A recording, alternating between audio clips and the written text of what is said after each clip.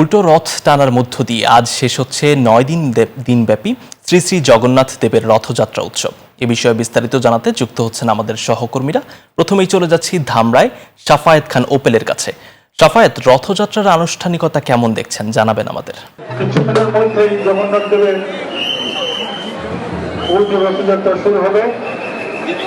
আমাদের মন্দির সামনেই জি জগন্নাথের রথ এসে থেমেছে। ওখানে জগন্নাথ আরোহণ করবে, আরোহণ করে। ধন্যবাদ আশিক। এই মুহূর্তে আমি আছি ঢাকার ধামরায়। লাখো ভক্তের উপস্থিতিতে কিছুক্ষণ পরেই শুরু হতে যাচ্ছে শ্রী শ্রী যশোমাধব দেবের উল্টো রথযাত্রা অনুষ্ঠানটি। আপনারা যেমনটি জানেন 16ই জুলাই অনুষ্ঠিত হয়েছে এই রথযাত্রার উদ্বোধনী অনুষ্ঠান। আজকে উল্টো রথযাত্রার অনুষ্ঠান দিয়ে রথযাত্রার যে 400 বছরের ঐতিহ্য শ্রী শ্রী যশোমাধবের যে রথযাত্রার উৎসবটি রয়েছে এটি সম্পন্ন হবে।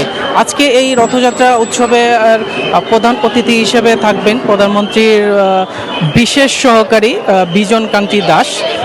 আজকের এই রথযাত্রার উৎসবকে ঘিরে আইন শৃঙ্খলা বাহিনীর পর্যাপ্ত বাহিনীর সদস্যরা নিয়োজিত রয়েছেন যাতে কোথাও কোনো অপ্রীতিকর ঘটনা না ঘটে। আমরা যদি একটু একজন আইন শৃঙ্খলা বাহিনীর একজন কর্মকর্তার সাথে কথা বলি, আজকে আইন শৃঙ্খলার কেমন? জি ধন্যবাদ। আপনারা জানেন যে প্রথম রথযাত্রায় আমরা নিরাপত্তা নিশ্চিত করেছিলাম।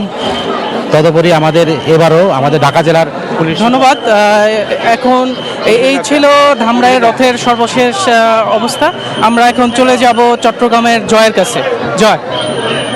সাফায়াত, আপনি যেমনটা দেখেছেন তেমনিভাবে উল্টো রথযাত্রা চট্টগ্রামেও শুরু হয়েছে। আইন শৃঙ্খলা বাহিনী তাদের তৎপরতার মধ্য দিয়ে সনাতন ধর্মাবলম্বীদের অন্যতম ধর্মীয় উৎসব রথযাত্রা চট্টগ্রামের বিভিন্ন নন্দনকানন থেকে শুরু হয়েছে।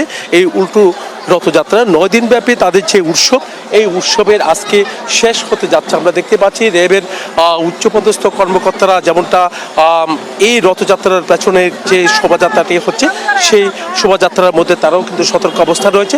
তেমনিভাবে পুলিশ প্রশাসন থেকে শুরু করে অন্যান্য বাহিনী যারা আছে তাদেরকে কিন্তু দেখা যাচ্ছে উল্টো রথযাত্রা দেখতে পাচ্ছেন। বিভিন্ন জায়গায় সড়ক প্রদক্ষিণ করা হচ্ছে। চট্টগ্রামের বিভিন্ন সড়ক ঘুরে কিন্তু তারা এই রথযাত্রায় অংশ নিয়েছেন। তবে চট্টগ্রামে নন্দনকানন থেকে সবচেয়ে বড় রথযাত্রা শুরু হয়। এবারও তার কোনো ব্যতিক্রম হয়নি। এবারও কিন্তু আমরা দেখতে পাচ্ছি এই রথযাত্রায় এখানে বিভিন্ন সনাতন ধর্মাবলম্বীরা তারা অংশ নিয়েছেন। তারা বলছেন যে জগন্নাথ দেবের এই রথযাত্রায় কিন্তু যাদের যে অংশগ্রহণ তারা বলছেন আগামী বছর আবারও আসবে এই জগন্নাথ দেবের রথযাত্রা, সেই আশা তারা করছেন। এই ছিল অনেক একটা সর্বশেষ। ফিরে যাচ্ছে স্টুডিওতে সামাতের কাছে। জয়, ধন্যবাদ আপনাকে।